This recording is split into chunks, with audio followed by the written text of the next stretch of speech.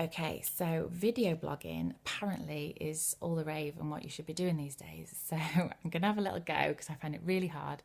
And my husband laughs at me all the time because he says that he can tell that I'm really nervous. I don't normally like being on camera. That's normally why I put Mason in front of it.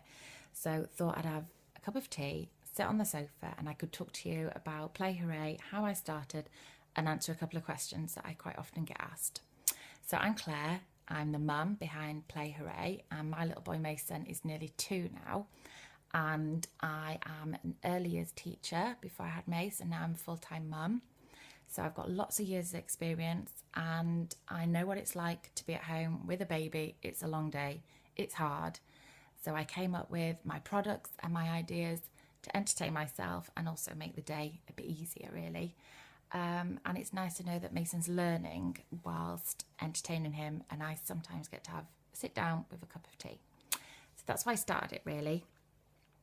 I'm really enjoying it. It is hard work. I'm having to teach myself lots of new things. Never set up a website before. Setting up a shop, knowing how to sell and contact suppliers. It's all really exciting. But yeah, all new. So a bit of a learning curve. I've made a few mistakes and no doubt I'll make a few more, but hey, it's the way it goes. Really love Instagram. I'm finding that I never expected to be such a network of supportive parents, both mothers and fathers that have been in contact with me, giving me help, giving me advice. I messaged quite a few bloggers when I first started out and got some really lovely feedback, really lovely help that I just didn't expect. So actually social media, all the jip that it can get, it actually can be really useful. So I found it really great. So I'm going to move on now and just answer a couple of questions that I quite often get asked. I really love getting messages from parents and teachers as well, asking for my ideas and advice for their children.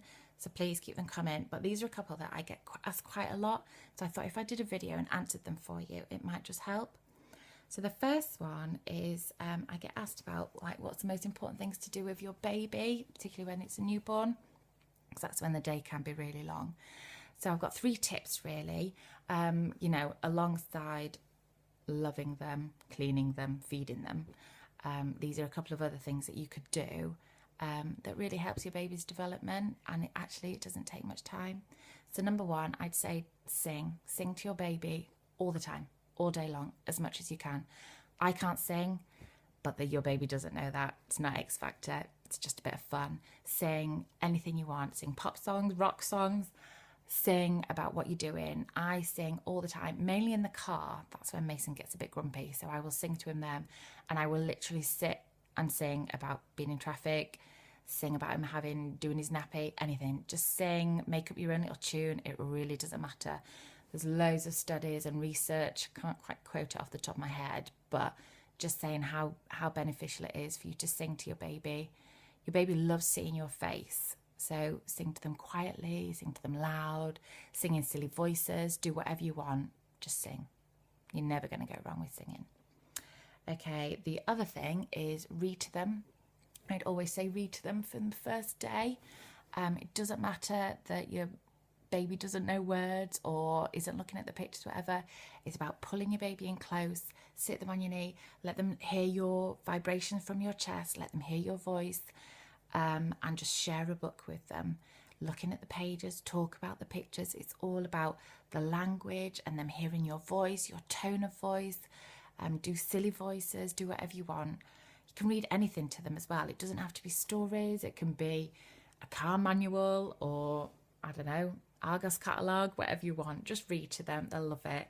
And it's also, when you feel a bit more confident, it's worth turning your baby round, get rid of the book and talk to them face to face, tell them a story face to face, particularly if you know one off by heart, one of the like fairy tales or something.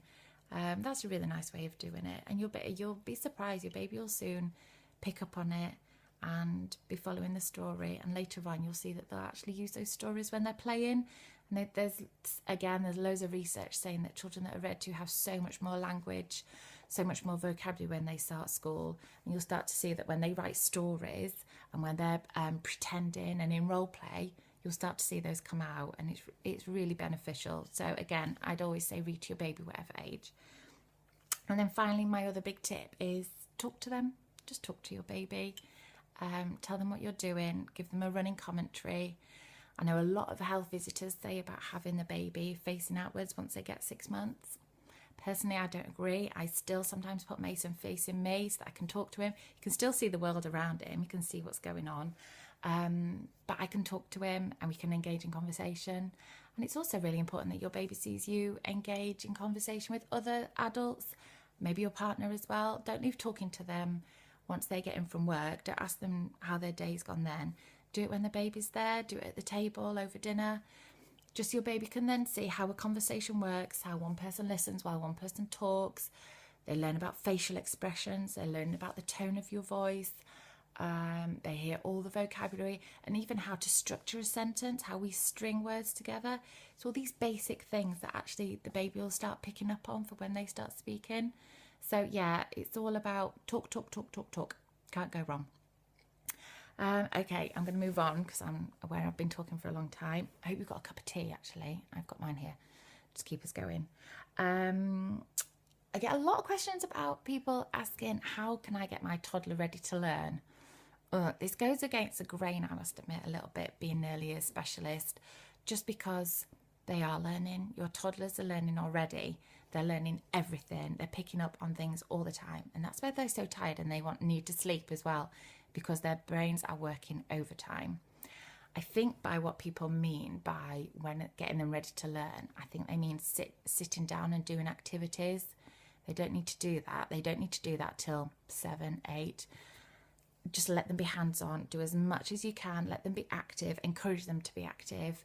And lots of play. The children are learning through play, and hopefully by looking at my activities that I do, and I always try and write about the things that they're learning, the skills that they're practicing through play.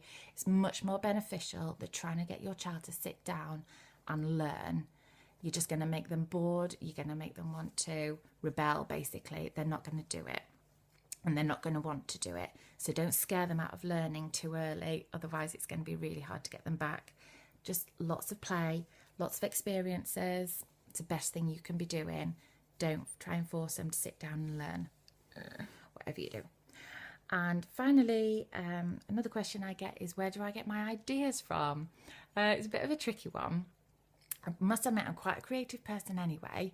I did art and textiles and things when I was younger at A-levels before going into teaching.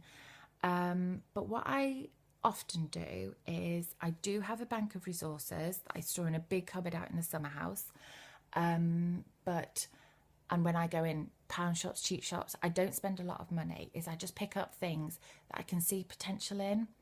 So rather than buying a toy that does one-off thing, maybe try and buy things like golf tees and bits and pieces like that, where there's quite a lot of skills that they could use with them. What I do with Mason is I watch him a lot. So that's one thing that a lot of teachers will do in nurseries and reception classes, is they watch your children a lot. They watch what they're interested in, what they like doing, what they're practicing, and what they choose to do. If you watch your child and see what they're doing, for example, Mason likes to use his tools. He loves hammering. He'll hammer anything, the dog, the windows, all sorts. He loves things that move, things with wheels. So you'll see that a lot of my activities, I try and include those. So I'm not really doing things for the sake of it, for the blog. I try and do things that Mason actually enjoys. So a lot of them do include tools. They do include moving things, scooping things. So that's the best thing you can do, really. Watch your child, see what they're into. If it's cars, think of using cars in lots of different ways. You know, put it in shaving foam, outside. There's no reason why plastic cars can't go in water. Whatever, just mix it up, make it interesting. Yeah, and that's about it, really. Just watch your child, watch what they're interested in, and try and follow that, rather than just picking random things and trying to introduce them. They just won't be interested. All right, okay, I think we'll finish there. I've been chatting for quite a while now. Lovely to meet you. I love hearing from you. I love our fan mail. Please keep sending it in. I hope I've relaxed a little bit more, because Ben laughs at me all the time. I'm going to make him watch this one. And yeah, thank you. See you soon. Bye-bye.